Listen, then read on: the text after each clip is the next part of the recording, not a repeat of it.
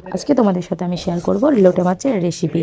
এখানে বেশ কয়েকটা লোটে মাছ নিয়ে নিয়েছি বড় বড় সাইজের। মাছটাকে এবার পরিষ্কার করে কেটে ধুয়ে নেব।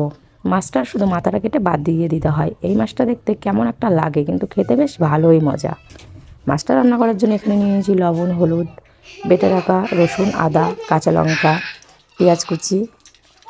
এখানে কড়াই বসিয়ে দিয়েছি, তেলটা গরম হয়ে গেছে, দিয়ে দিয়েছি ফোড়নে কালো জিরে আর পেঁয়াজ কুচি দিয়ে ভালো করে নাড়িয়ে চাড়িয়ে নিয়ে পেস্ট করে রাখা আদা, রসুন, কাঁচা লঙ্কা দিয়ে দিয়েছি, হলুদ, লবণ দিয়ে বেশ খানিকক্ষণ নাড়িয়ে চাড়িয়ে নেব।